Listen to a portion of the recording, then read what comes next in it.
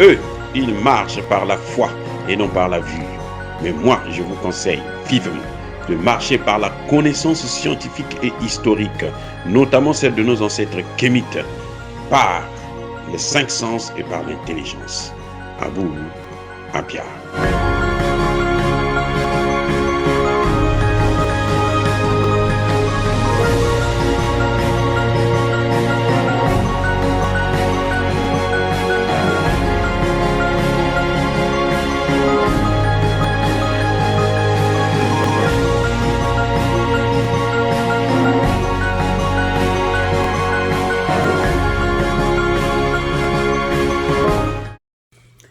OTEP à tous, bienvenue sur la chaîne des panafricanistes par essence, par conviction et par excellence. Celle des citoyens kémites par nécessité et obligation de combat.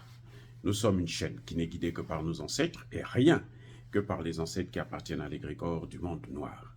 Par conséquent, nous ne croyons en aucun Dieu venu de l'étranger.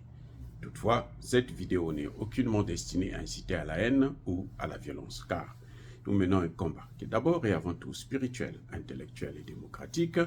Ensuite, il est politique, géopolitique et géostratégique contre l'impérialisme, le colonialisme, le néocolonialisme et l'endocolona, qui sont tous qualifiés de crimes contre l'humanité. Nous menons ce combat sur la base du principe fondamental que nous avons hérité de nos ancêtres kémites, qui est celui de la Mahat, c'est-à-dire solidarité, vérité et justice.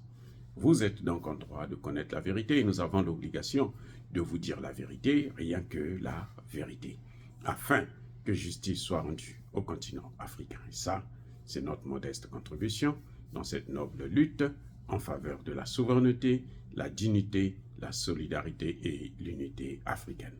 C'est exactement ça que nous appelons le panafricanisme. Bien-aimés frères et sœurs, vous savez qu'il y a 4 agents de la DGSE, 4 agents secrets de la France qui sont incarcérés actuellement au Burkina Faso. Mais que se passe-t-il en fait? Vous vous souvenez de ce débat qu'il y a eu sur les chaînes françaises où il y a un agent secret qui disait que maintenant qu'on nous a chassés au Niger, on n'est plus dans le Sahel, on peut maintenant commencer par des opérations secrètes de déstabilisation. Et là, il avait tout dit. Il expliquait ce qui est en train de se passer actuellement. Opération secrète de déstabilisation. Et ces gens, ils sont là pour ça. Donc, il ne faut pas être surpris. La France a tout perdu. En perdant le Sahel, la France a tout perdu. Il n'y a plus rien que la France peut avoir encore en Afrique. Même s'il y a des pays comme la Côte d'Ivoire, le Sénégal, le Bénin et autres qui continuent à résister un peu en Afrique centrale, à tous les pays là, y compris Touadéra qui veut maintenant faire venir les Américains, en sachant que les Américains, c'est bien entendu les maîtres de la France. Donc si tu enlèves l'élève pour amener le maître, donc tu es en train de te jeter dans la gueule du loup. Hormis ça, là, si les États du Sahel, l'AES réussit, et c'est ce que nous prions, nous souhaitons de toutes nos forces, si l'AES réussit, la France est morte en Afrique. C'est fini. Le déclin sera amorcé.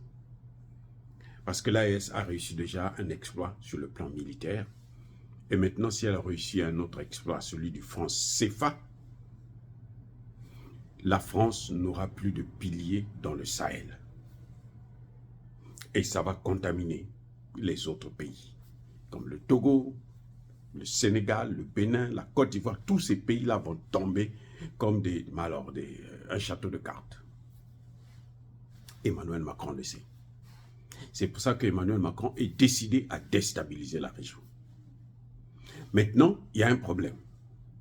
C'est que Emmanuel Macron a des problèmes avec les États-Unis, qui veulent le pousser à la porte pour prendre eux-mêmes le contrôle de ces pays. Et donc, en fait, Emmanuel Macron se bat sur deux volets. Un coup, il se bat contre les Américains, un coup, il se bat contre les Africains. Les Africains ont aussi l'œil sur les Américains, dans le Sahel. Je ne suis pas sûr que les Américains pourront rester tenir longtemps.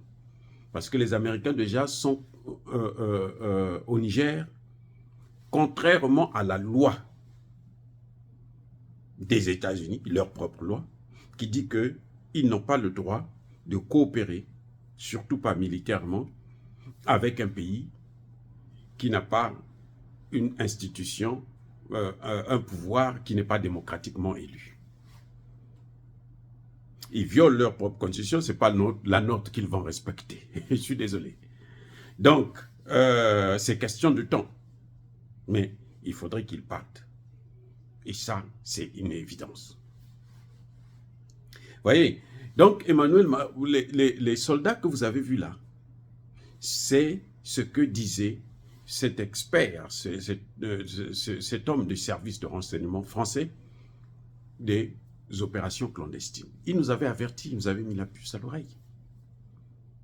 Et vous avez vu que tous les terroristes qui ont été chassés à Kidal, dans le département de Kidal, au nord du Mali, sont allés soit en Algérie, soit en France.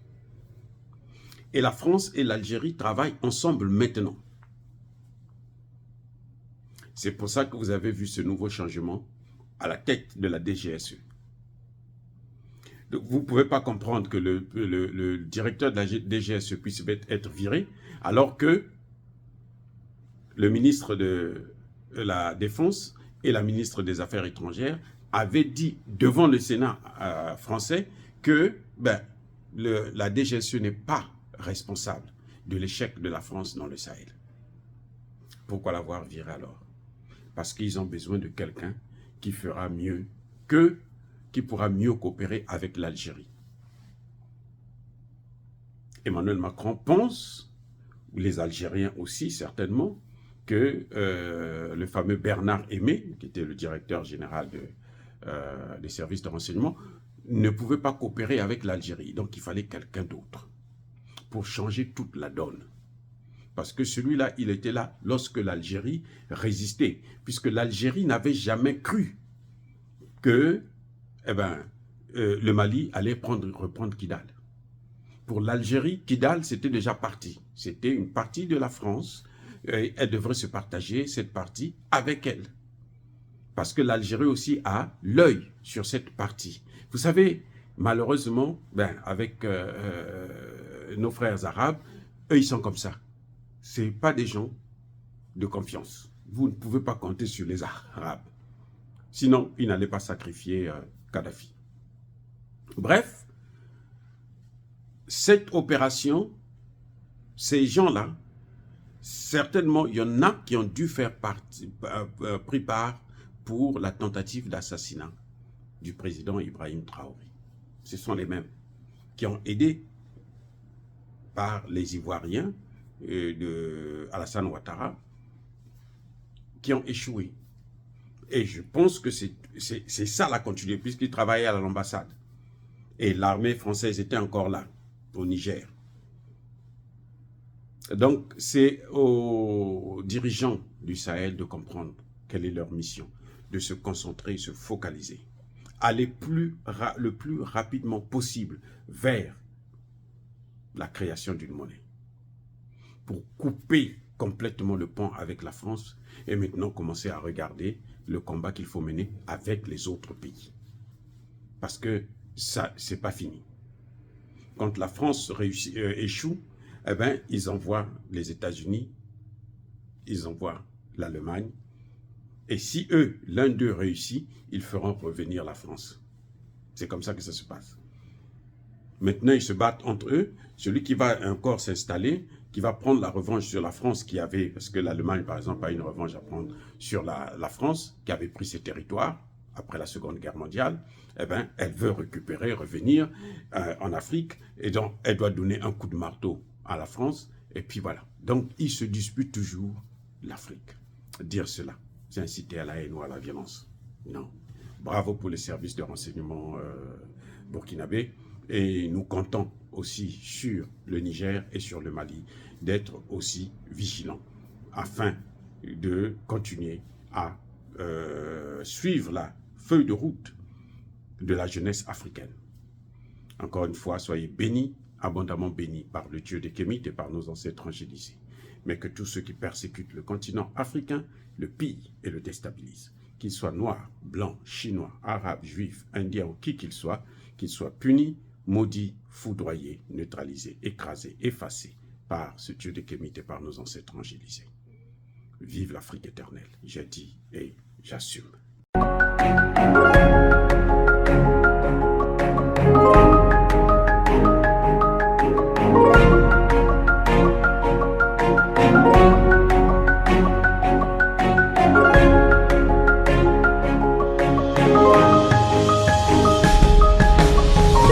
Bien-aimés frères et sœurs, vous connaîtrez la vérité et la vérité vous affranchira. Ça, c'est pas moi qui le dis, c'est la Bible qui le dit.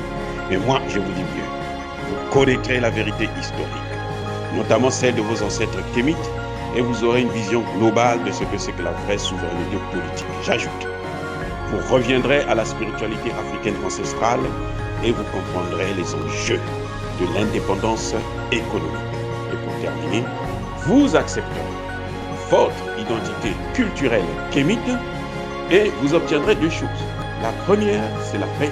La seconde, c'est le développement, à une condition.